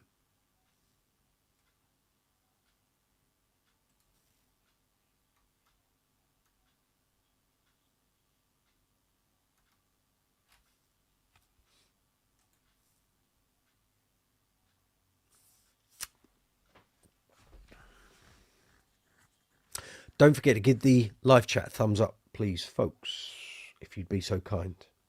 Doesn't cost you anything. It's just a tap of your mouse or your phone screen or your tablet screen. It really helps the video, helps the channel, and pushes the video through the algorithm. Thank you very much.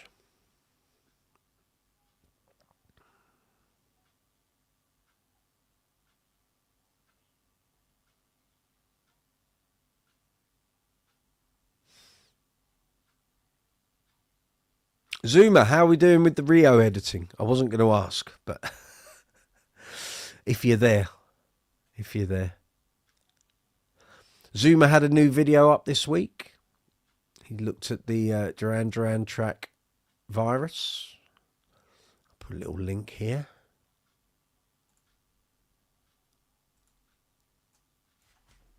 Bear with me a moment as I get that link.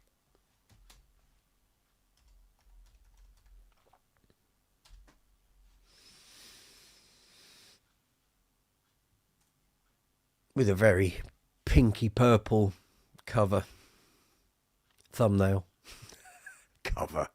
Oh, look at me. So if you want to check out Zuma's video, it's there. And Zuma's got a new addition, got a new cat called Reeves. Congratulations, my man. Well done on taking him on. And couldn't wish for a nicer dad.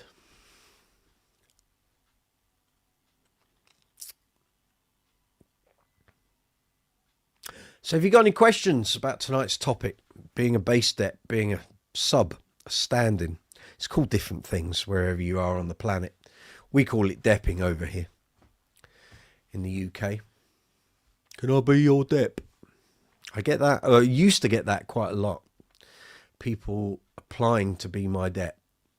No, I pick my deps. That's how that works. Zuma coming along will hopefully be live by Friday. No rush, take your time. If you wait another 5-6 weeks, you'll actually hit the anniversary, won't you? 44 years. Make me feel old. Thank you for the plug. It's a pleasure. That's what we do.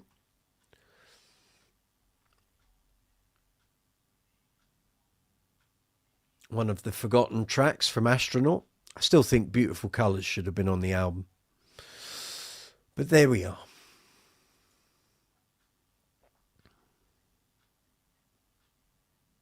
Oh, talking of Duran Duran, I've been contacted by Andrew Golub, Durandy, who does various Duran Duran books. His latest tome, which is a fairly sizable, a sizable undertaking on the career of Mr. John Taylor. He got me to write an intro to it. About 3 or 4 years ago. I think it was just before Bass Player stopped. So yeah, 2022, I think. Anyway, I wrote that quite a while ago. And for a couple of years, I heard nothing. I kept messaging him saying, how's that book coming along? Nothing. Now I've had 2 messages in about the last 3 or 4 months. So it's very close. So there will be a very good book about John Taylor heading our way. And I will keep you posted as and when it's available. But everything this guy does is quality books, like hardcover, great paper, great printing. They're not cheap. You can buy some of his other books on Amazon, and some of them are out of print now. You can't get them. But this John Taylor one is in the melting pot. So I would imagine probably by the summer, it's going to be ready. Can't wait to see it. And there's some famous people have written some stuff in there. But I thought I was doing the foreword. And then he sent me a message the other day to say there was someone else doing a foreword. So I don't know if I'm doing an intro or I don't know. But anyway, my little section is in there. So it's all good. Zooming, you were listening to Beautiful Colours just before tuning in. It's a good song. Should have been in it. They played it when I saw them at Wembley in 2004. I'd already heard it. I'd heard all the extra tracks that were written in the sessions before that gig. But there was some good stuff written then. There really was. Exciting. You heard it here first, boys and girls. I think I might have mentioned this about 4 years ago when he first approached me. He actually approached the magazine, and my editor said, do you want to do that? Actually put it out to me and I think 2 others, and I probably responded quickest and said, yes, fine, love to. What do you want me to do? And he sort of gave me a synopsis, and that was that. So I think I wrote one. Yeah, I think I only wrote it once, and he said, perfect, couldn't write it any better. So no editing required, but we'll see. We'll see if what I wrote makes the book. He says it is, because I'm in the credits, but you never know. These things can get taken out even at the last minute. So, but once it's printed, it's printed. So we'll see. We shall see.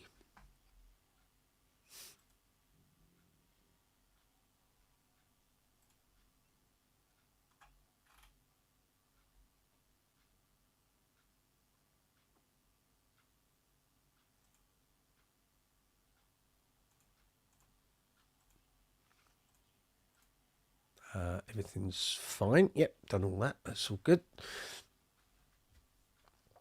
There we go. So what's next after the Rio thing's out? What's next on your Duran tracks conveyor belt? What are you looking at next? You're going to run out of tracks one day.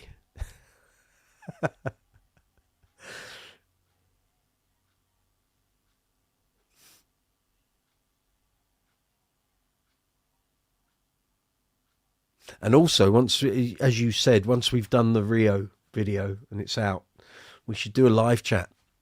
You could tap into that. That would do your channel a world of good, I suspect.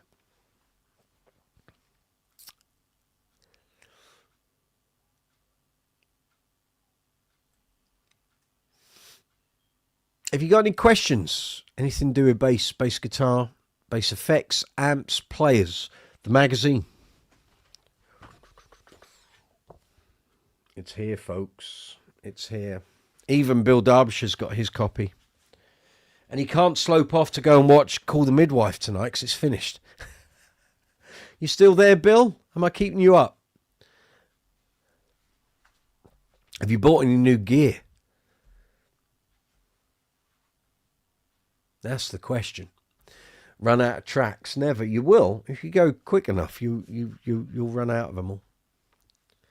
Or you'll have to start doing the 12-inch remixes and such. What you should do is, because obviously you don't worry about copyright restrictions, because you must get absolutely leathered with them. You should do a live chat and play through a whole live set. And then go through the messages as you get to the end of each track. That'd be a good venture. You could easily fill up 3 hours doing that. As well as keeping your chops up, you know.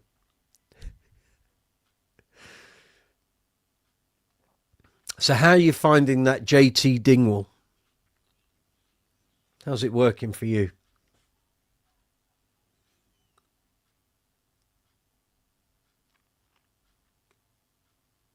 And that's your first Dingwall, isn't it? I don't think you've got any others. Am I right? I can't remember.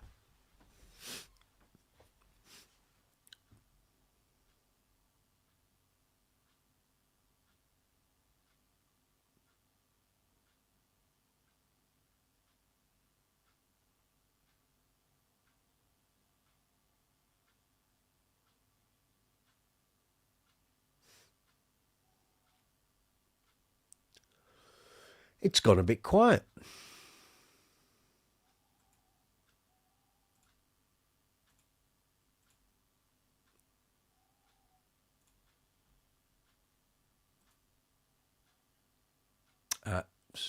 What's that? The Girls on Film Night version I did years ago is in my top 3 watch videos.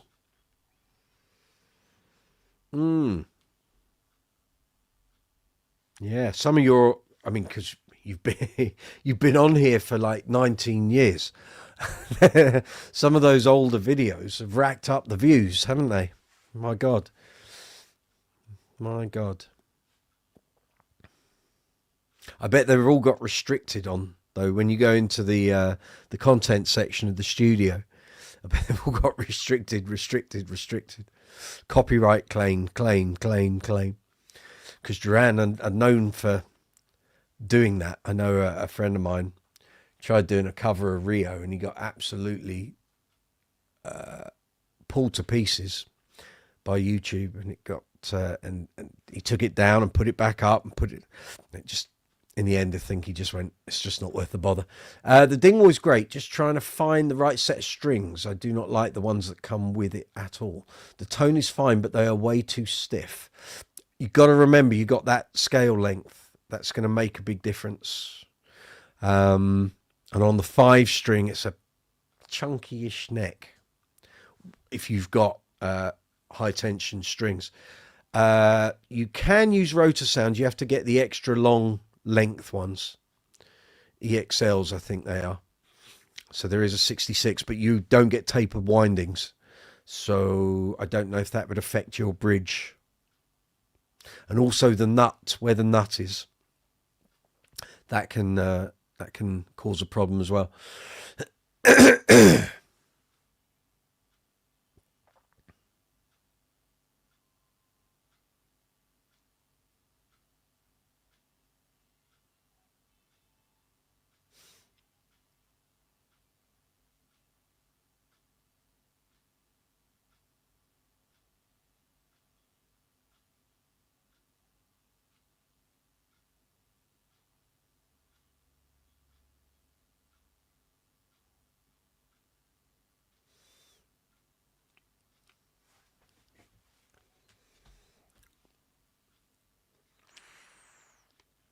It's coming up 7:45 here in London.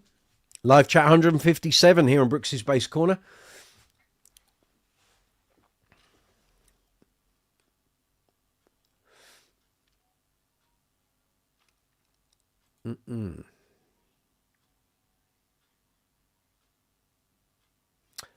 On this live chat, we have had 144 views. Thank you very much if you're watching. And especially if you're contributing to the live chat as well. Quite fabulous. Thank you very much.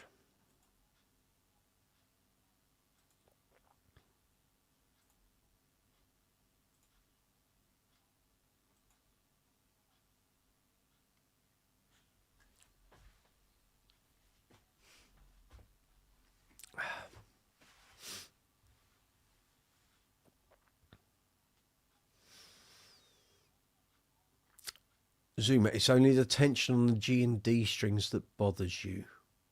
Okay.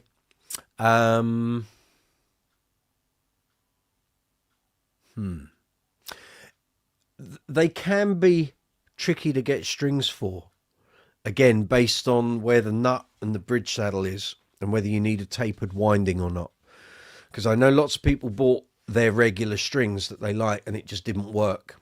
So you might need to do a bit of shopping around and have a look on some of the Dingwall forums and see. I mean, lots of people just stick with either Payson's or Dingwall's own strings, but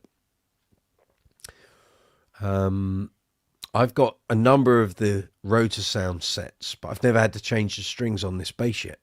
I don't use it enough to have killed off the strings. So I think the Darios have started doing some that are designed specifically for Dingwall. So, and also, so many brands now do a fan fret multi-scale bass that it's in the string makers' interests to have strings available for those basses. They should be quite similar to a regular 34-inch scale, but these Darios, and yeah, this is what I'm saying.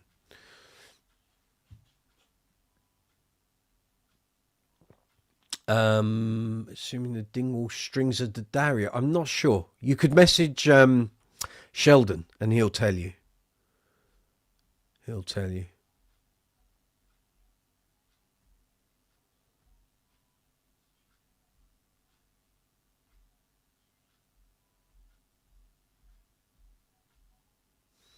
Yeah, I'm sure the Paysons come in a 4125. I can't remember if the Dingwalls do. Let me have a look on their site. Hold on.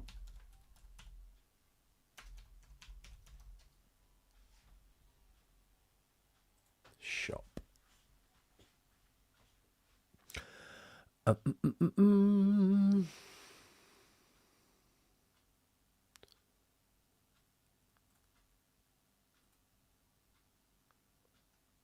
Strings, here we go. 45 130, 45 127, 30 130 for a 6-string set. Okay, doesn't look like Dingwall do a 40 125. And I'm not sure if Payson do either. They might. Let's just check.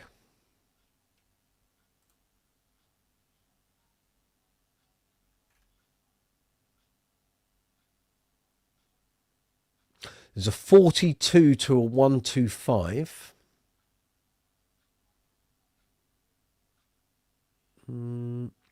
What's that? Steel. Yeah, they're steel. So there's a long scale, medium scale. There's a 128 to a 44. Yeah, you don't. They don't tend to do 45 to 130, 44 to 128. And you start going into the drop tuning sets. 50 to 160. There's a 35 to a 110. Oh, there is a 40 to a 125 Payson. C standard fan. Yes, there is. So that's Payson's own strings. A 70 to a 160. Good Lord. You might as well play rope, to be fair. Yeah. You might just need to get some money out of your pocket, Zuma, and just buy a couple of different types of sets and see what works. I don't know if rotor sound do reduce tension strings. I've not, as far as I'm aware, I've never seen that. I don't think so. Let's have a look. I know most of my rotor sound strings, but I can't remember. Bass. No. No. Not seeing it. Not seeing it. Right, let's do a Google search for reduced tension bass strings. I know Tomastic Infeld do them. Labellas do low tensions.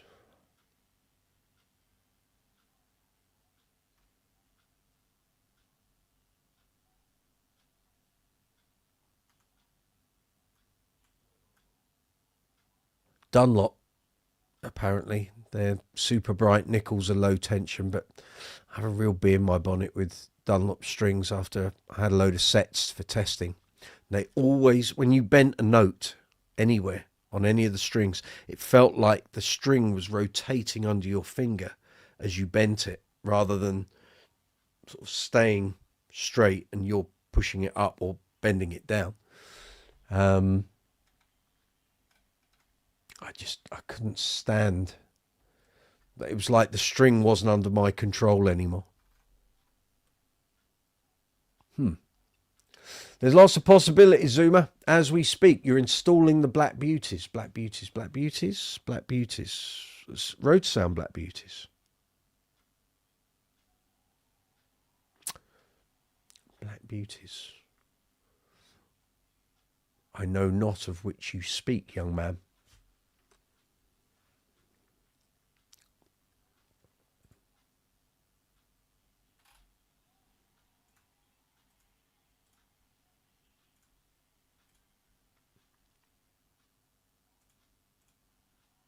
Oh, can't see the chat there. There we are.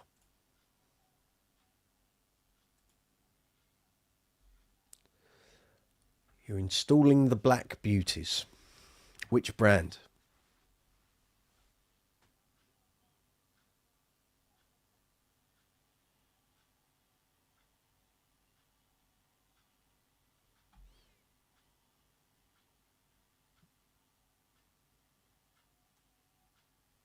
Speak forth in ringing tones, young man.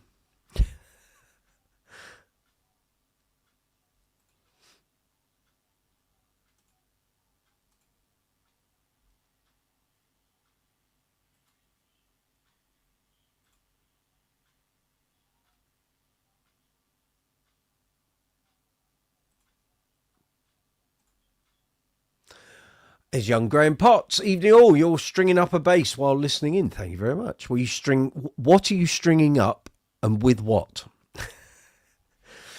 The aforementioned DRs. Very good. Okay, that's young Zuma there. I haven't had to restring anything because I've had no gigs. Young Sean. You just reacted to my my post on Bass Chat about the Neil Murray bass. The basses are made in Korea to a very high standard. You've played a Betsy, and all the reviews that gush about how good it is aren't lying. It's an impressive bass. To my mind and experience, they're as good as reminded me of Korean-built Lakeland Skyline series basses. The signature artists of those bass collection basses actually play them. Yep, loads of videos of Guy Pratt playing his with Saucer Full of Secrets, yeah. Yeah, the Neil Murray bass is quite splendid, I have to say. And I've got to give them back at the end of this week. But they have been here for a considerable amount of time. So it's time for them to go back and something else to appear in their place. We will see. And Barry and I we've got a lot to talk about on Friday. So I will share what I can with you next Sunday. But as I said earlier, I'm going to be firing a load of questions at him, not this Friday, but on another occasion.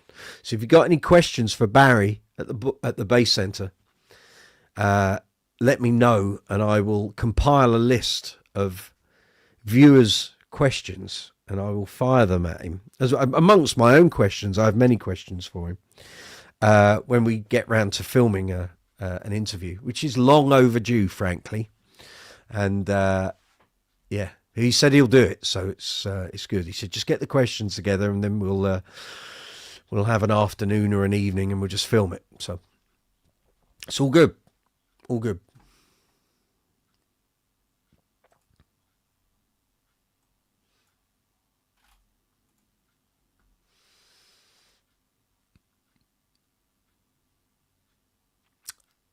Right, it has just gone 5 to 8 here in London. It's gone a little quiet, so I'll give it another couple of minutes. If you've got any questions about basses, bass guitars, bass amps, bass effects, bass players, great albums with bass playing, great albums with great bass playing on would be preferred. Put your comments, questions in the text box. Press send and I will respond to them as quickly as I can. Please give the live chat a thumbs up, even if you're watching after the event. It really helps. Pushes the video and the channel through the algorithm. As I said earlier, put a new video up just a couple of hours ago, actually, 3 hours ago. There's a link in the description box if you want to check it out. I'll post a link here as well for those who may not have seen it or been advised that it's there to be viewed.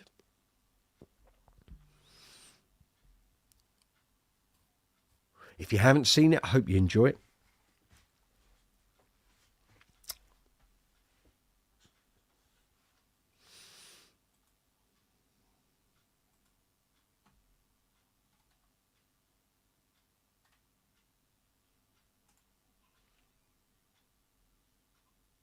If you've got any gigs coming up, let us know where you're playing.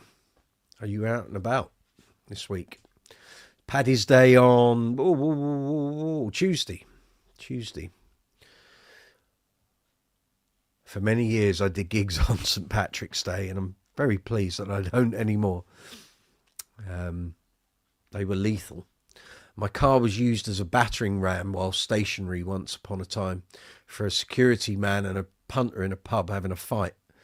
And literally the guy just kept pummeling the guy into the side of my car, which was not ideal, I have to say.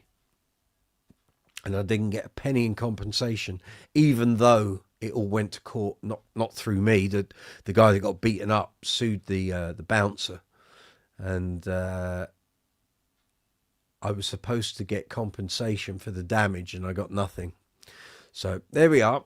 Graham Potts got a very pretty Say 5, excellent, that needed a truss rod tweak. Understood. Loosen the A string to get the Allen key in, but then the string broke while tuning up, just restrung with a set of Black Fry Ernie balls. I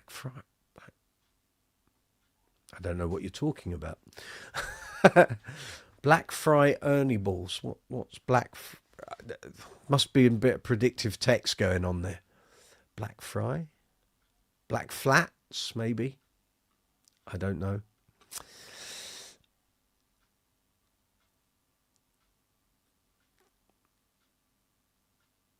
Would you like to type that again? Or the last bit, because I don't know what those are. Black Fry Ernie balls.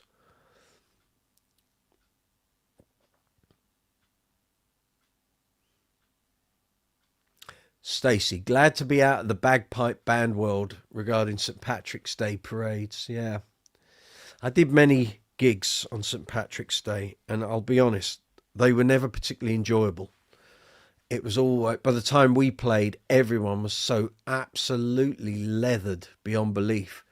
You didn't get a word of sense out of anyone. The venues were just coated in beer and crap all over the floor.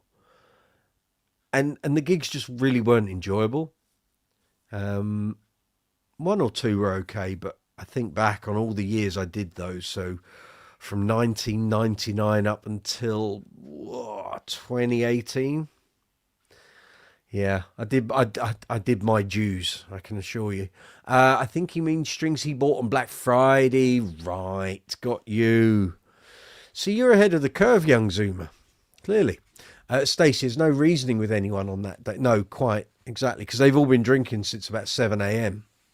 And by the time you're doing a gig like 8 or 9 o'clock at night, it's just beyond the pale. Sorry, can't only get so many words in a one message. Got you, no problem. Don't worry, my man. I didn't know what I was like, what are they? Yeah, Black Friday.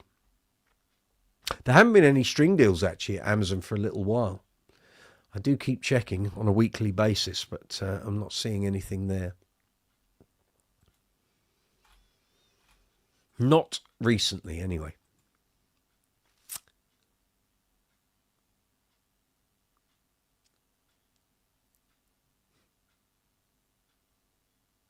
Yeah, I've been quite fortunate. No gigs, no restringing. It's you can't have one without the other, frankly. But I know during the summer it's going to go a little mental. So I have my string supplies ready and waiting to go. I just need some gigs to use the basses on.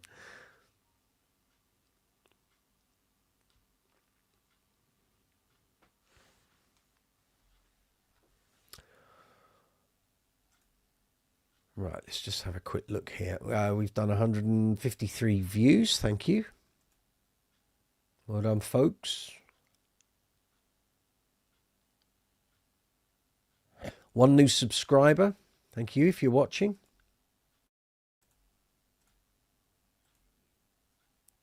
And I realise I need to book in more live chats. Let me just check the calendar. Don't think anything's really changed. Next week's fine. Week after, yep. We've got Easter Sunday coming up, first weekend in April. So at the moment we can do live chats up until the 12th of April. Then I've got 2 Sunday gigs on the bounce. And then we're into summer, aren't we? It all goes a bit potty. We will see. You're typing, Graham says he's typing and stringing at the same time.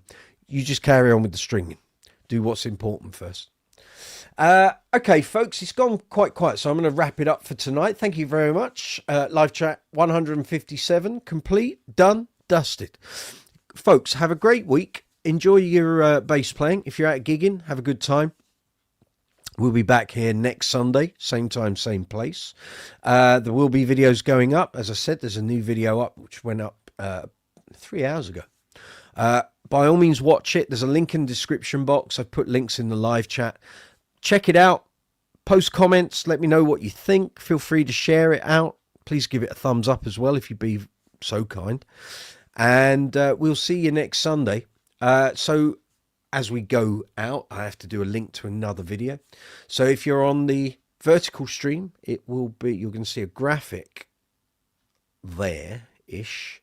And if you're on the horizontal one, it'll be sort of there. I'm going to put a link there to the bass reviews playlist. So if you want to check out some of the bass reviews here on the channel, there's going to be loads more going up over the next couple of weeks. And we've got all the stuff coming in from the mag as well. It's going to get very hectic, but I'm going to put a little thumbnail. You're going to see it there. And if you're on the vertical stream, it will be there for the bass reviews playlist. So on that note, guys and girls, have a great week. I will see you next week. Thank you for all the super chats, Stacey, Sean, everyone else. Thank you very much appreciated. And I will see you next Sunday. So take it easy. Have a great week. Enjoy your bass playing.